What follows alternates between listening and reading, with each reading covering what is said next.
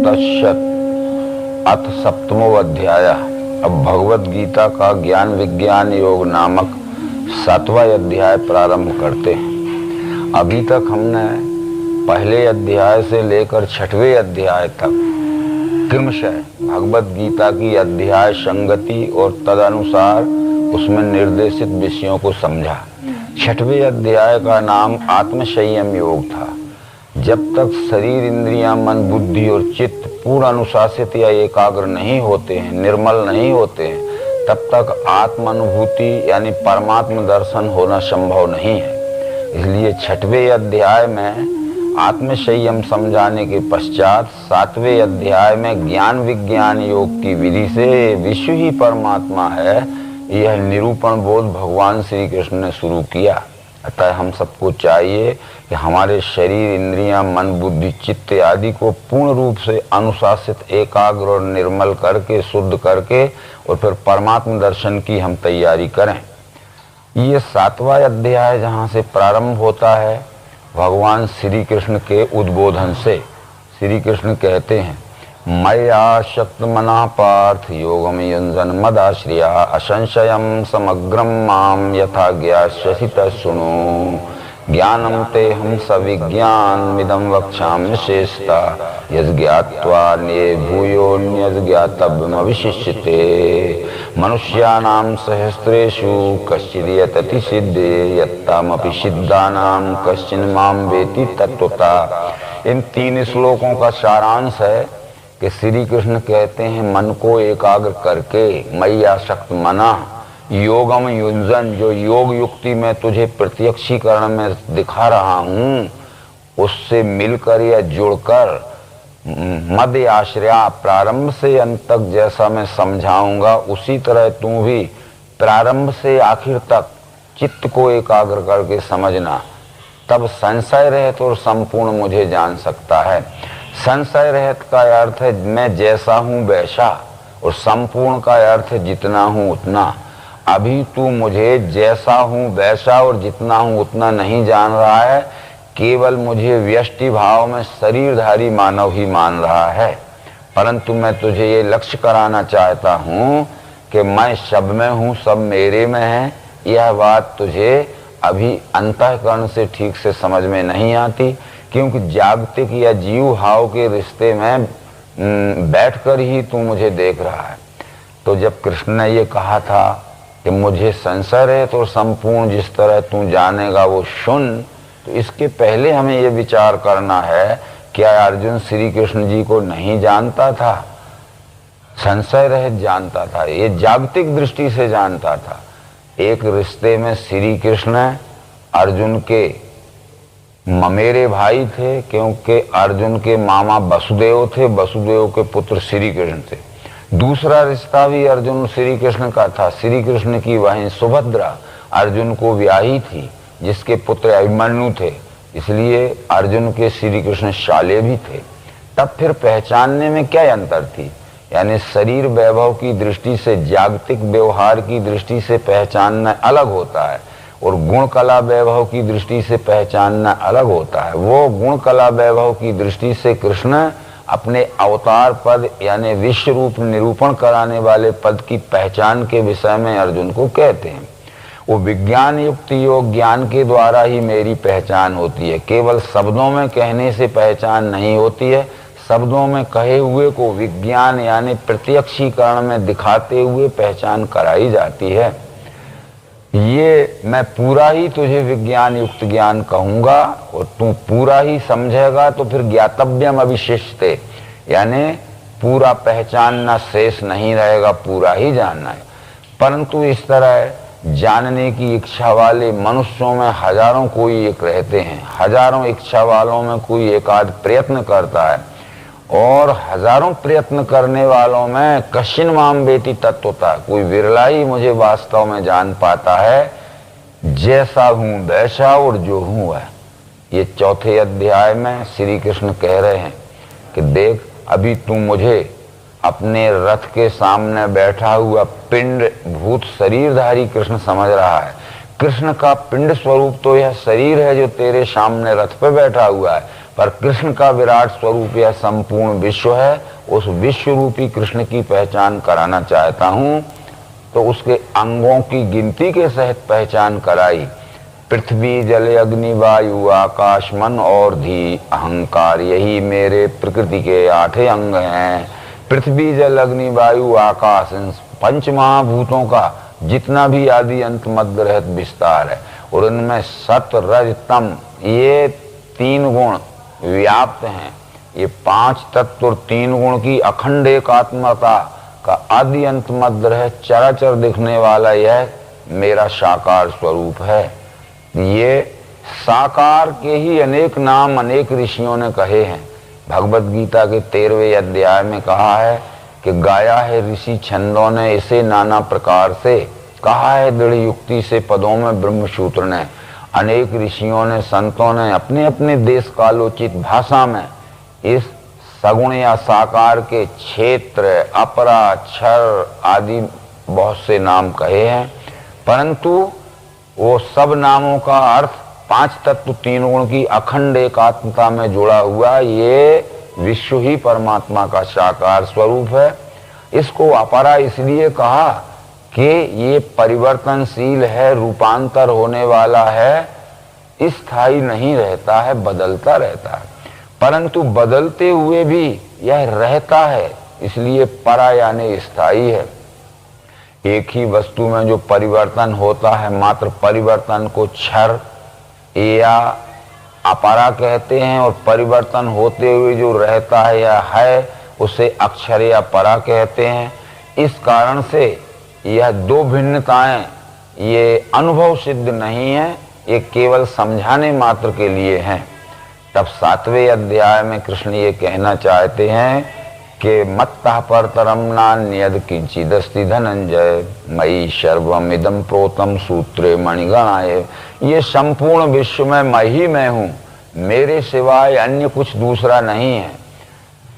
मयि सर्वम इदं प्रोतम सूत्रे मणिगणाय, भी संपूर्ण विश्व को मैंने अपने में ओत प्रोत कर लिया है, जैसे सूत में मणि सूत के।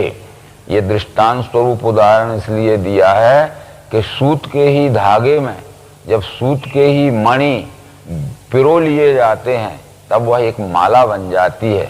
यानी जिस धागे में मणि पिरोए जाते हैं वो मणियों से ढक जाता है, इसलिए नहीं दिखता है। यद्यपि वो सूत है तब भी उसे नहीं दिखने के कारण निराकार कहा। और जो मणि पिरोए गए हैं वो दिखते हैं, इसलिए उन्हें साकार कहा गया। धागा पिरोया है वो भी सूत्र है, और जो पिरोए गए हैं वो भी सूत्र है, परंतु न दिखने के कारण उसको साकार निराकार कहा गया। परंतु सब सूत ही सूत है। ये बातें अन्य संतों ने भी कही थी। जैसे कबीर ने कहा था कि वो अलख पुरुष जो परमात्मा है, अलख पुरुष ने किया विचारा, लख 84 धागा डारा, 5 तत्व की गुदड़ी बीनी, 3 गुणों से ठाड़ी कीनी, तामे जीव ब्रह्मरु माया समर्थ ऐसा खेल बनाया। अलख पुरुष कहते हैं उस विश्वरूप परमात्मा ने जब सृष्टि रचना का अपना संकल्प निर्धारित किया तो लख 84 धागा डाला, 84 लाख योनियों में धागा यानी डोरा फैला दिया। 5 तत्व की गुदड़ी बीनी, 3 गुणों से ठाड़ी कीनी, 5 तत्वों का खड़ा और 3 गुणों का आड़ा धागा डाल के फंसा दिया, वो एक वस्त्र बन गया। तामे जीव ब्रह्म माया, उसी में जीव है, ब्रह्म है और माया है। ये माया क्षर है, जीव अक्षर है और ब्रह्म पुरुषोत्तम है कबीर के सिद्धांत से। तब उनका व्यापार कपड़े का था, इसलिए कपड़े पर उन्होंने ब्रह्म ज्ञान घटाया है, कहीं धातु पर घटाया गया है। जब कपड़ा बन जाता है तो निश्चित है कि कपड़े अनेक प्रकार के रहते हैं, लाल पीले हरे नीले, पट्टे चौकड़ी लंकलाट लट्ठा प्रिंट आदि।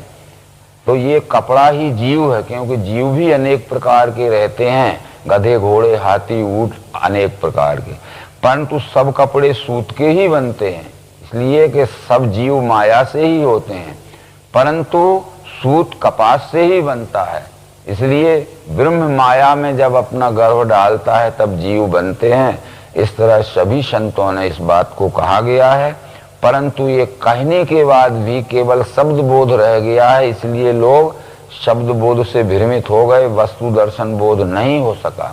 भगवत गीता में यह वस्तु दर्शन बोध दिव्य चक्षु योग की पद्धति से बतलाया गया है। ये 8वें और 9वें नंबर के श्लोक में इसका डिटेल यानी सुस्पष्टीकरण कर रहे हैं। सर्वांग योग भगवान श्री मायदन चेतन रचा हुआ जो ग्रंथ है, उसके 3रे अध्याय में जो कुछ कहा गया है, ठीक वही भगवत गीता के 7वें अध्याय में समझाया गया है। 3रे अध्याय में ये कहा गया है कि जो स्वरूप दिखता है वह क्षर है, उसमें ओत प्रोत अस्थि भांति प्रिय रूप से मिठास भरी वह अक्षर है, और क्षर अक्षर दोनों मिलके जहाँ लय हो जाते हैं उसका नाम पुरुषोत्तम है। परंतु वो क्षर अष्टांग क्षर साकार, क्षर में 8 अंग होते हैं, यहाँ भिन्ना प्रकृति अष्टधा कहा हुआ है। इस तरह से 4थे अध्याय से सर्वांग योग में जो विशेष स्पष्टीकरण है, अब ये ध्यान में बैठे संपूर्ण सेतु से आदि में क्षर का भाव देखना निज बुद्धि से दिखेंगे, इसमें भाव 8 भिन्न प्रकार के। तो भगवत गीता के 7वें अध्याय के 8वें और 9वें नंबर के श्लोक में उन 5 तत्वों का स्पष्टीकरण दिव्य चक्षु की पद्धति यानी सर्वांग योग में दर्शाए अनुसार किया गया है। रसोऽहमप्सु कौन्ते प्रभास्मि सूर्यो प्रणवा सर्व वेदेषु शब्दा के पौरुषम नृषु। हे अर्जुन, जल में रस रूप से मैं भरा हुआ हूँ। ये जल नामक पदार्थ जो है ये मूल तत्व नहीं है, ये पंचीकृत पदार्थ है, ये 5 का कॉम्बिनेशन है। यदि पानी को हम आंख से देखना चाहेंगे तो उसका रूप दिखता है, उसमें जो रूप दिखता है उतना अग्नि का भी समावेश है। जल को हम हाथ से छुएंगे तो स्पर्श होता है, उसमें जो स्पर्श होता है उसमें वायु का अंश भी समावेश है। उसको हम बजाएंगे तो आवाज आएगी थप थप, तो उसमें आकाश का गुण शब्द भी समावेश है। और जल को सूंघेंगे नाक से तो गंध भी आएगी, तो उसमें पृथ्वी के गुण का भी समावेश है। परंतु जल का मूल तत्व रस तन्मात्र है, तो रसोऽहमप्सु कौन्ते, हे अर्जुन, जल में रस रूप से मैं हूँ। पुण्यो गंधा पृथिव्याम चा, पृथ्वी में गंध रूप से मैं हूँ। ये पृथ्वी या मट्टी दिख रही है, ये तत्व नहीं, ये पृथ्वी या मट्टी 5 तत्वों का सम्मिश्रण है, पंचीकृत पदार्थ है। यानी तो पृथ्वी का रूप देखते हैं तो आंख से दिखता है, उसमें अग्नि तत्व का भी समावेश है अंश रूप से। पृथ्वी को छूते हैं स्पर्श होता है तो वायु तत्व का भी समावेश है। पृथ्वी को बजाते हैं तो आवाज निकलती है तो आकाश का भी समावेश है। और पृथ्वी को हम जीभ से चखते हैं तो उसमें स्वाद या रस आता है, कैसा भी या जल का भी समावेश। परंतु पृथ्वी का मूल तत्व जो है तन्मात्र स्वरूप सूक्ष्म तत्व है, वो गंध तन्मात्रा है। इसलिए पुण्यो गंधा पृथ्व्याम चा, यदि संपूर्ण सृष्टि रचना में पृथ्वी तत्व को देखना है तो गंध रूप से देखा जा सकता है। संपूर्ण चराचर के आदि अंत मध्य रहित रचना में जल तत्व को देखना है तो जीव से चख के रस तन्मात्र के रूप में देखा जा सकता है। संपूर्ण चराचर में अग्नि नामक तत्व को देखना है तो खुली आंख से स्पार्किंग या जो चमक है वो रूप तन्मात्रा से दिख सकती है। इस तरह से ये तत्वों का वहाँ निरूपण है, वो सर्वांग योग में बतलाया गया है। तो इसके लिए कोई पिंड स्वरूप अधिष्ठान अपने सामने अपने को रखना पड़ेगा, ताकि एक एक कण से अपने से संपूर्ण चराचर को हम प्रत्यक्ष प्रयोग में देखकर जानकर एकात्मता में मिला हुआ जुड़ा हुआ अभिन्न अनुभव कर सकें।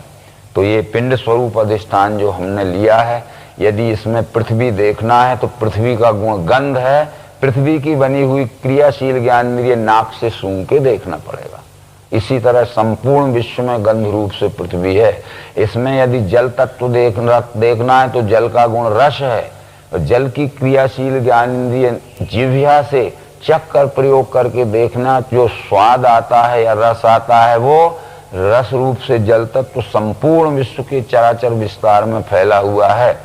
इसी में यदि हमें आकाश तत्व देखना है तो आकाश का गुण शब्द है, आकाश की क्रियाशील ज्ञानेंद्रिय कान है। इस पदार्थ को प्रयोग के ठोक बजा के देखेंगे तो अवश्य हमें इसमें शब्द आएगा। इसी तरह सब जगह हम ठोक बजा के चराचर सृष्टि के आदि अंत मध्य रहित विस्तार में देख सकते हैं। और इसमें अगर हमें पृथ्वी का गुण गंध देखना है तो तो अवश्य इसको नाक से सूंघ के देखेंगे। इस त्वचा, वायु का गुण स्पर्श देखना है तो त्वचा से छू के देखेंगे। ये शब्द गुण से आकाश, आकाश की बनी हुई क्रियाशील ज्ञान इंद्रिय से प्रत्यक्ष प्रयोग करने पर दिखता है, ठोकने बजाने पर दिखता है। इस तरह पंच महाभूतों को हम अपने पंच तत्वों की बनी हुई ज्ञान इंद्रियों के द्वारा प्रत्यक्ष प्रयोग में प्रैक्टिकल करके देख सकते हैं। यदि प्रयोग हमने नहीं किया तो ये पंच तत्व हर जगह व्याप्त रहते हुए भी हमें दिखने वाले नहीं हैं। जैसे मैंने पूछा कि इस पदार्थ में शब्द है या नहीं आकाश का गुण, तो हम ये मानते हैं, पर पूछा कि आपको सुनाई दे रहा है तो नहीं, पर जब प्रयोग किया तो बराबर ये शब्द गुण से आ। जो अव्यक्त रूप से है शब्द वह प्रयोग करते ही व्यक्त, जो सूक्ष्म रूप से है शब्द वह प्रयोग करते ही स्थूल, और जो निराकार है शब्द यहाँ वही प्रयोग करते ही साकार रूप में दिखने लगता है। इस तरह से हमने जो निराकार रूप से पंच शब्द स्पर्श रूप रसगंध तत्व सब में व्याप्त हैं, आदि अंत मध्य रहित चराचर में, वो हमने प्रयोग करके उनको प्रत्यक्षीकरण में साकार में देख लिए। साकार के ऊपर निराकार, निराकार के ऊपर साकार परस्पर भाष्य भाषक हैं और परस्पर अवलंबित हैं, परंतु वो बिना प्रयोग किए ये रहते हुए भी नहीं दिखते हैं। इसके आगे भगवान श्री कृष्ण जी इस ज्ञान विज्ञान योग नाम के 7वें अध्याय में कहते हैं 3 गुणों के विषय में। ये चैव सात्विका भावा राजसास तामसास ये मत्ये वेति तान विद्धि न त्वं तेषु ते मयि। जो सत्वगुण, रजोगुण, तमोगुण हैं, ये पंच महाभूतों में सूक्ष्म क्रिया शक्ति के रूप में ओतप्रोत व्याप्त हैं, परंतु ये सत्वरज तम गुण 5 ज्ञान इंद्रियों से नहीं दिख सकते हैं। ये 3 गुणों का बना हुआ हमारे शरीर में जो 6वां साधन मन है, वो मन ही 3 गुणों को जानता है। जैसे कि सर्वांग योग शास्त्र में कहा है कि यहाँ लो 5 तत्वों का सूक्ष्म भेद लखा दिया, इसी में 5 का ब्यौरा पंचीकरण आ चुका। रचना शब्द की सारी 5 को बतला रही, गुण हैं इनके आगे वे तीनों सूक्ष्म रूप हैं। 5 ज्ञान इंद्रियों से वे दिखने के नहीं, कभी जानेगा मन वे तीनों और उनको स्वधर्म को। तो अब मन के द्वारा भी हम ये सत्व रजतम त्रिगुणात्मक अनुभव, जहाँ तक पंच भौतिक सृष्टि का आदि अंत मध्य रह चराचर में विस्तार है, मन के द्वारा प्रत्यक्ष प्रयोग में देखें। मन से भी प्रयोग ही करना पड़ेगा। तो इस वस्तु को जो खड़ी शाखर अथवा शर्करा या बतासा रूपी अधिष्ठान हमारे सामने रहता है, उसको हम घी के साथ मिला के यदि प्लेट में भी रख लें तो गुण का पता नहीं चलेगा। ये 5 ज्ञान इंद्रियों से मन अलग नहीं है। 5 ज्ञान इंद्रियों के अंदर सूक्ष्म रूप से व्यापा हुआ बैठा हुआ। 5 तत्वों से त्रिगुण अलग नहीं है। 5 तत्वों के अंदर सतरस्तम 3 गुण सूक्ष्म रूप से व्याप्त हैं। तो इस पदार्थ को घी के साथ मिलाकर जो मन अंदर है, भक्षण क्रिया द्वारा हमें खाना पड़ेगा। खाने में स्वाद तो अच्छा लगा, परंतु खाने के पश्चात इसका फायदा भी बहुत अच्छा हुआ, परिणाम भी बहुत अच्छा हुआ। उपयोग से लेकर परिणाम तक, शुरू से लेकर आखिर तक, जिस वस्तु का संग करने से हमारे मन को अच्छा ही अच्छा अनुभव आता है, वह वस्तु का सत्वगुण है। ये अध्यात्मविद पुरुषों ने, तत्वदर्शी पुरुषों ने इस तरह प्रयोग में प्रत्यक्ष देखकर ही कहा है। परंतु इसी मिश्री नामक या खड़ी शक्कर नामक पदार्थ को हम पीसकर पानी में मिला के शरबत बना ले तो भी गुण का पता नहीं चलेगा। इसके पीने पर अगर हमारी 1 गिलास पीने पर प्यास नहीं मिटती है तो 2-3 गिलास पीते हैं, तो पीते समय शरबत स्वाद में तो अच्छा ही लगता है, परंतु पीने के पश्चात हमारे मन के ऊपर कुछ बुरा असर पड़ता है। बुरा असर पड़ता है, वो उपयोग में अच्छा, परिणाम में कुछ बुरा। सर्दी जुकाम खांसी खराश गले में दर्द होता है। उपयोग में अच्छा, परिणाम में बुरा। पहले कुछ अच्छा, बाद में कुछ बुरा। ऐसा अच्छा बुरा मिलवा अनुभव जब हमारे मन के ऊपर आता है, उसको शास्त्रीय भाषा में तत्वदर्शी ऋषियों ने रजोगुण कहा। जिस वस्तु का संग करने से कुछ अच्छा कुछ बुरा अनुभव हमारे मन को आवे, वह किसी भी वस्तु का रजोगुण समझ लेना चाहिए। परंतु ये मिश्री नामक पदार्थ जो सॉलिड है, डल्ला है, ठोस है, जब हमने निरा चबाया तो हमारे दांतों में धक्के टक्कर लगी, हमारे मसूड़ों का मांस छिलेगा, चबाने में कष्ट होगा। और चिकित्सा शास्त्र के सिद्धांत से निरे शक्कर का गुण ऊष्मा बढ़ाना है। ये अंदर पेट में जाते ही इसका दुष्परिणाम, ये पेट में डाह जलन होता है, हाथ पांव में दर्द होता है, सिर में दर्द, सिर में चक्कर आना, अनेक प्रकार के दुखदाई परिणाम दिखते हैं। उपयोग से लेकर परिणाम तक, शुरू से लेकर आखिर तक, संसार की किसी भी वस्तु का संग करने से जो हमारे मन को बुरा ही बुरा अनुभव आता है, उसको शास्त्रीय भाषा में तत्वदर्शी ऋषियों ने तमोगुण कहा। इस तरह हम संसार की सभी वस्तुओं में मन के द्वारा संग करने पर त्रिगुणात्मक अनुभव कर सकते हैं, ये निश्चित है। बस इसके सिवाय तीन गुणों को पहचानने के लिए हमारे पास कोई भी ये प्रैक्टिकल डिमॉन्स्ट्रेशन का साधन नहीं है। अगर हम इस तरह प्रयोग में प्रत्यक्ष करके न देखेंगे तो गुणों की पहचान ही नहीं हो सकती। भगवत गीता के 18वें अध्याय के 40वें श्लोक में श्री कृष्ण ने कहा है कि प्रकृति से होने वाले गुणों से तीन मुक्त है। ऐसी वस्तु धरती में, सुरों में, स्वर्ग में नहीं, तीनों लोक में खोजने पर भी जहां तक पंचतत्वात्मक रचना है, कोई ऐसी वस्तु नहीं मिलेगी जिसमें तीन गुण ना हो। पर संग करेंगे तब मन ही तीन गुणों को पहचानेगा, क्योंकि मन पर प्रत्यक्ष अनुभव आता है। इसके दूसरे उपाय ये भी है, यद्यपि ये जल्दी गुणों का परिणाम देखना है तो जल्दी ही वस्तु का संग हमें करना पड़ेगा, परंतु गुणों की सूक्ष्म क्रिया शक्ति नेचुरल अपने आप परिवर्तन होती, क्योंकि ये तीन गुण ही उत्पत्ति, स्थिति, लय का कारण होते हैं। ये परिवर्तन प्रकृति के गुणों की कार्य स्वरूपणी लीला है। यदि हम किसी कारण से बीमार हो जाते हैं तो हम डॉक्टर के पास जाते हैं। डॉक्टर हमारा परीक्षण करके हमें टैबलेट्स लिख देते हैं। हम टैबलेट्स एक स्ट्रिप में खरीद के लाते हैं। स्ट्रिप में यह दवा सन 1991 के जनवरी में बनी है और यह दवा जनवरी सन 1994 में एक्सपायर हो जाएगी। उसको हाथ मत लगाना, अलमारी में रख देना। धीरे धीरे धीरे धीरे सन 91 जनवरी की बनी हुई दवा सन 1994 के जनवरी में उसका गुण बदल जाएगा। म्याद जाने के बाद दवा खाओगे तो रिएक्शन हो जाएगा और म्याद के अंदर दवा खाओगे तो सुखदायी परिणाम होगा। अतः गुण प्राकृतिक ही बदलता है, परंतु जल्दी गुणों का परिवर्तन देखना है तो अवश्य ही अपने ये स्थूल मन से, यानी क्रियाशील मन से उस वस्तु का, जिसमें प्रसुप्त अवस्था में तीन गुण संग करके देख लीजिए, तुरंत ही परिणाम का पता लग जाएगा। इस तरह से ये तीन गुण भी भगवत गीता के 7वें अध्याय में बतलाए गए हैं, जो हैं सतोगुणी भाव, जो हैं राजस्तामसी। मेरे में ये न मैं इनमें, जानो ये मुझसे हुए। ये सत्वगुण, रजोगुण, तमोगुण और शब्द, स्पर्श, रूप, रसगंध, 5 तत्व, ये सब मेरे साकार स्वरूप में है, मेरे साकार स्वरूप के आधारित हैं। साकार स्वरूप इनके आधारित नहीं है। यदि साकार नहीं है तो ये 8 अंग रह ही नहीं सकते हैं। यदि साकार है तो उसमें ये 8 अंग समुच्चयता से जुड़े हुए रहते हैं, इस कारण से कहा। परंतु आगे कृष्ण कहते हैं कि जो हैं इन तीन गुणों के ही भावों में सब जगत ये भूला है, इससे भूला मुझे अव्यय श्रेष्ठ को।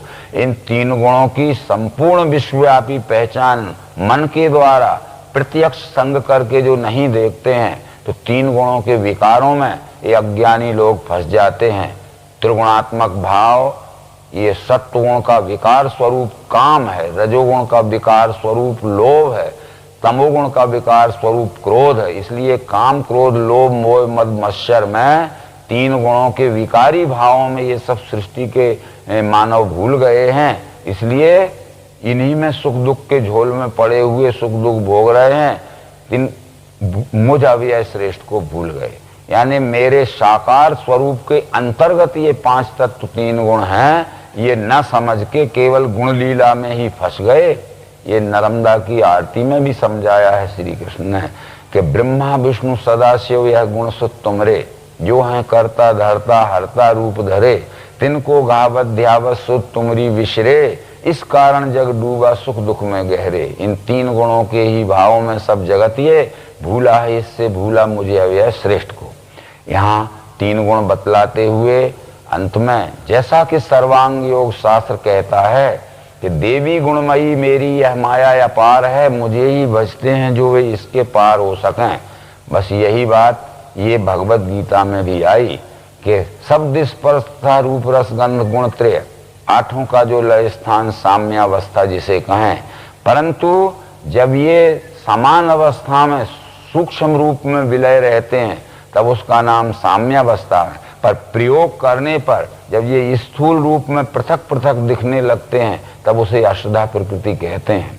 तब सर्वांग योग में कहा था कि अब ये ध्यान में बैठे संपूर्ण सेतु से आदि में क्षर का भाव देखना निज बुद्धि से दिखेंगे। इसमें भाव 8 भिन्न प्रकार के ये रूपांतर पाते हैं, चक्राकार सदैव देखने पर दिखते हैं। जैसे इस छोटे से टुकड़े में, इस रेगजीन के छोटे से टुकड़े में देखने पर 8 भाव दिखेंगे। ये शब्द गुण से आकाश दिखेगा, स्पर्श गुण से त्वचा से छूने पर वायु दिखती है, रूप गुण से आंख नेत्र से देखने पर अग्नि का स्वरूप दिखता है, रस गुण से जल जिह्वा के द्वारा, और गंध गुण से पृथ्वी नासिका से सूंघ के देखने पे दिखती। नहीं देखते हैं तब भी इसमें ये सब अंग अभिन्न रूप में लय हैं, पर देखने पर 8 भिन्नताएं जब दिखती हैं तो उसको अष्टधा प्रकृति कहते हैं। वैसे 8 भिन्नताएं अखंड एक रूपता में जब तक विलय रहती हैं तब उसको गुण साम्या कहते हैं।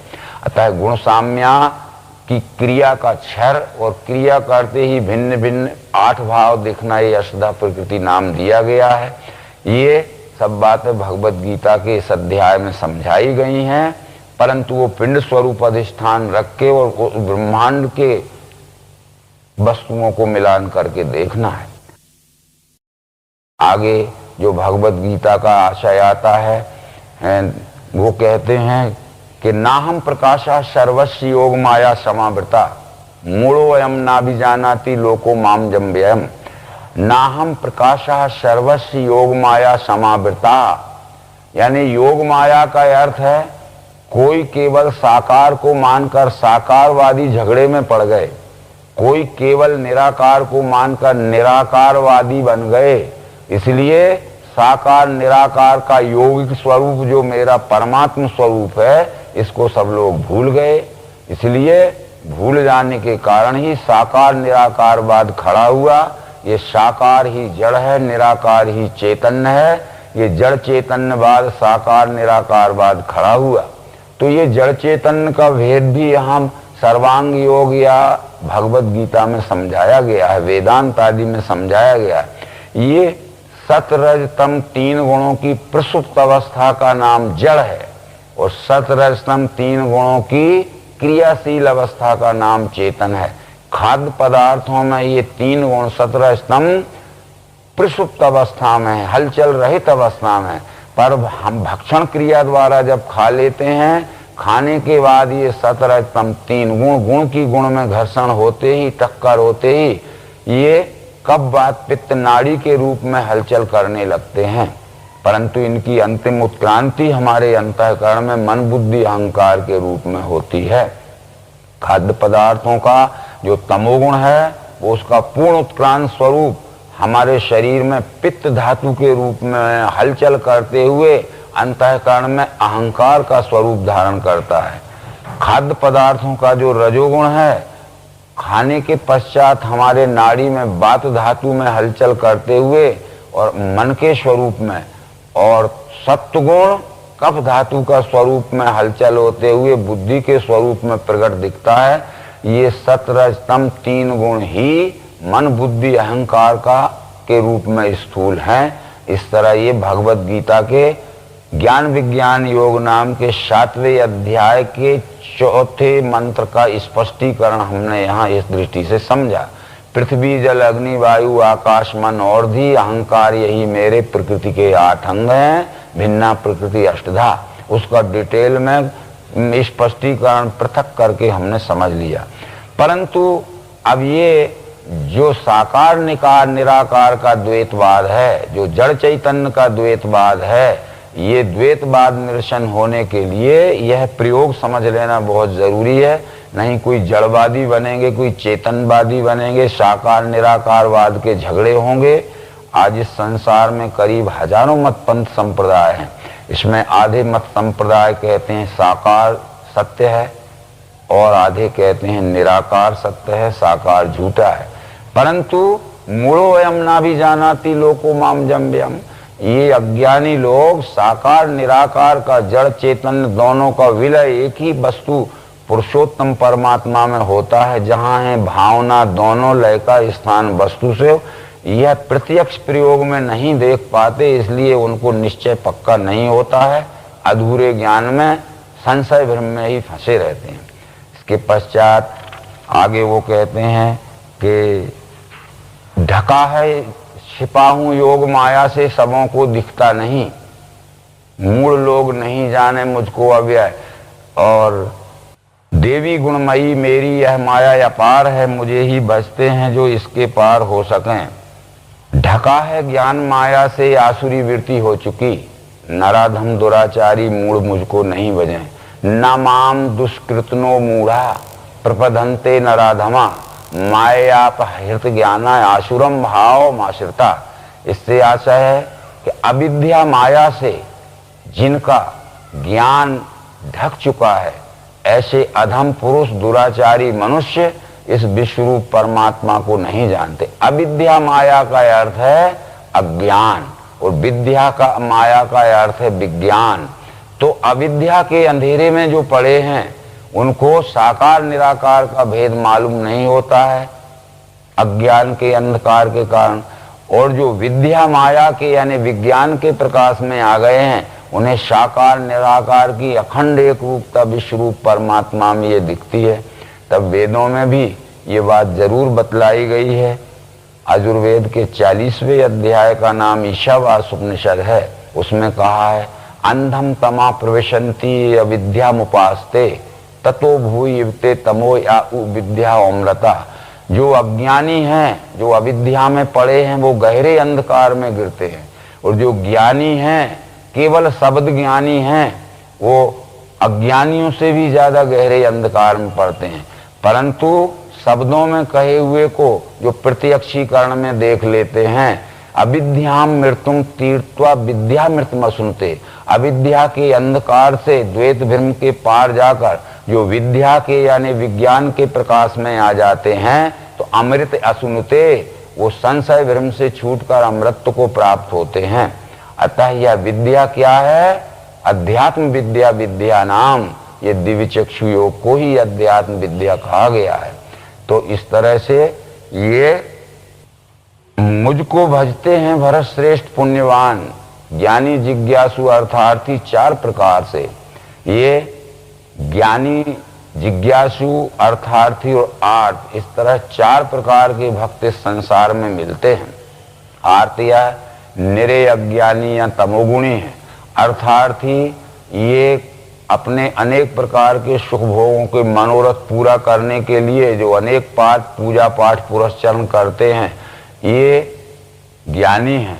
परंतु जो जिज्ञासु हैं वो विज्ञान की सीमा में तो पहुंच गए हैं, यानी परमात्मा जानने के इच्छुक हैं, परंतु उनको युक्ति नहीं मिलती है और स्वयं के बुद्धि में विवेक नहीं रहता है। तो जिज्ञासा रहते हुए भी वो मत पंथ संप्रदाय में फंस सकते हैं। जैसे एक उदाहरण दिया जाए कि हम स्वर्ण धातु के खरीदने के इच्छुक हैं, परंतु स्वर्ण धातु की हम परख नहीं जानते हैं, तो हम गलत भी खरीद सकते हैं।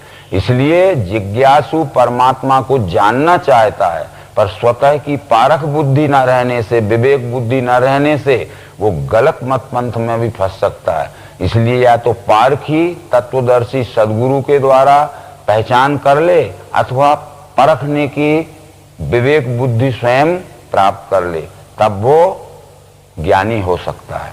इसलिए ये 3 प्रकार के भक्तों की भी श्रेष्ठता बतलाते हुए कृष्ण जी ने ये कहा कि ये सब श्रेष्ठ हैं, इनमें ज्ञानी मेरा स्वरूप है, मेरे में मिलके भी वो प्रेम से मुझको भजे। ये तब उत्तरोत्तर एक दूसरे की अपेक्षा एक दूसरा श्रेष्ठ है, परंतु ज्ञानी तो मेरा ही स्वरूप है, क्योंकि ज्ञानी ये जानता है कि ये विश्व ही परमात्मा है और परमात्मा में अभिन्नता का अनुभव करके स्वकर्म द्वारा अपने ही सुख शांति के लिए अपने ही सहज संपूर्ण प्राणी मात्र के रूप में दिखने वाले विश्व रूप की सेवा करता है। ज्ञानी की पहचान भी इस 7वें अध्याय में कराई गई है। बहु नाम जन्मना मनते ज्ञानवान माम प्रपद्यते वासुदेवा सर्वमम इति स महात्मा सुदुर्लभा। ज्ञान में अनेक बहुत जन्म लेने के पश्चात ये निश्चय होता है कि यह संपूर्ण विश्व परमात्मा है। एक दो जन्म ज्ञान में लेने पर कभी सत्य है कभी मिथ्या है, ऐसा अनेक प्रकार का संशय भ्रम रहता है। ज्ञान में अनेक जन्म लेने के पश्चात ज्ञानी को ये निश्चय पक्का होता है कि सर्वम इति वासुदेवा, यानी सर्वम इति यानी सर्व है, वासुदेव यानी परमात्मा। ये परमात्मा का एक नाम वासुदेव भी है, क्योंकि पुराणों में इसके अर्थ स्पष्ट किया गया है। सर्वाणि तत्र भूतानि वसन्ति परमात्मनि भूतेषु वसुना देव वासुदेवस्तथा स्मृता। जो संपूर्ण चराचर सृष्टि में वास करता है या संपूर्ण चराचर सृष्टि को अपने में वास कराता है, सब में वास करने वाला या कराने वाला देव ही वासुदेव है। तो वासुदेवा सर्वमिति, ये ज्ञान का जब विज्ञान में परिवर्तन हो जाता है, ज्ञान का जब विज्ञान स्वरूप हो जाता है, शब्दों में कहे हुए को जब प्रत्यक्षीकरण में देख लेता है, तो विश्व ही परमात्मा ये निश्चय उसका पक्का हो जाता है। इस तरह से जो 3 प्रकार के भक्त कहे गए थे, आर्त, अर्थार्थी और जिज्ञासु आदि, तो कहते हैं कि ये अनेक कामना वाले मूर्ख अपने स्वभाव से पूजें अनेक देवों को, उनके नियम आचरण है। आर्त उसे कहते हैं कि इसके प्रारब्ध में बुरे कर्म करने के परिणाम स्वरूप जो दुख हुआ है, तो वो अनेक प्रकार के प्रारब्ध से दुख से छूटने के लिए किसी न किसी देवता की, हनुमान की, कहीं दत्त की, तो कहीं किसी देवी की, तो कहीं अमुक देवता की प्रार्थना में लगा हुआ है। वो ये नहीं जानता है कि कर्म का फल अवश्य भोगना पड़ेगा। कोई भी देवी देवता कर्म फल छुड़ाने के लिए समर्थ नहीं है। इतना है कि वो केवल हमें सांत्वना दे सकते हैं कि धीरज रखो, परंतु अवश्य भोगना पड़ेगा। अर्थार्थी अनेक प्रकार के सुख भोगों को समेटने के लिए जो अनेक प्रकार के रुद्र महायज्ञ, विष्णु महायज्ञ, सच्चंडी या गायत्री महायज्ञ करते, जिससे रुद्र लोक विष्णु लोक का सुख मिलेगा। इस तरह के अर्थार्थी लोग भी ये सब शेष जरूर हैं, पर इनको सकामी भक्त कहा है, स्वार्थी भक्त कहा है। ये इसलिए उन्होंने कहा कि अनेक कामना वाले मूर्ख अपने स्वभाव से पूजें अनेक देवों को, उनके नियम आचरें। जो भक्त तनु जो श्रद्धा से पूजने चाहे, उनकी श्रद्धा में वहां दृढ़ करता हूं, परंतु अंतबत्तु फलम तेषाम तद्भवदल मेधसाम। ऐसे अल्प बुद्धि मनुष्यों का फल परोक्ष ज्ञानी शब्द ज्ञान में फंसे हुए ये सुख भोगों के भोगने वाले इच्छुकों का फल अंतवान होता है। वो देवों के भक्त देवों तक ही रह जाते हैं, मेरे तक नहीं आते हैं, और जो मेरे तक आ गए हैं वो परम सुख शांति, अक्षय सुख शांति का अनुभव करते हैं। व्यक्त अव्यक्त दो माने, अज्ञानी एक रूप में, मेरा श्रेष्ठ अनासी वो परम भाव नहीं रखें। ये अज्ञानी लोग व्यक्त यानी साकार, अव्यक्त यानी निराकार, ये एक ही परमात्मा में कोई साकार को कोई निराकार को मान के बैठे हैं, और साकार निराकार दोनों का लय एक ही अखंड अस्तित्व परमात्मा में है। यह उन्हें विज्ञान दृष्टि न मिलने से ठीक समझ में नहीं आता है, इसलिए वो भटकते रहते हैं। क्योंकि पुराण आदि ग्रंथों में कहा है कि द्वय रूपे ब्रह्मणस्तस्य मूर्तम च मूर्तम एव च साकारम च निराकारम सर्वभूतेषु वस्थिता। इस तरह के विचार आए, अंत में ये बात आया है कि ये सब ज्ञान क्यों नहीं होता है। इच्छा द्वेष से उपजे द्वंद्वों के पार्थ मोह से, उत्पत्ति काल से सब भूत ये भ्रम में फंसे। जन्म से ही यह जीव राग द्वेष का भ्रम लेके आता है। जब तक यह पुण्य कर्म नहीं करेगा, जन सेवा के कई जन्म तक परोपकार में पुण्य कर्म नहीं करेगा, तब तक इसका राग द्वेष का द्वैत समाप्त नहीं होगा। तो जिनके पुण्य कर्मों के योग से पाप धो चुके, द्वंद्वों का भ्रम त्यागी, वे निश्चय ही मुझको भजें। ये पुण्य कर्म करते करते जिनके बुद्धि में का द्वैत भ्रम निकल गया है, ये द्वंद्व रहित मनुष्य, साकार निराकार आदि के द्वैत रहित मनुष्य, ये एक ही अखंड परमात्मा का अनुभव करके भजन करते हैं।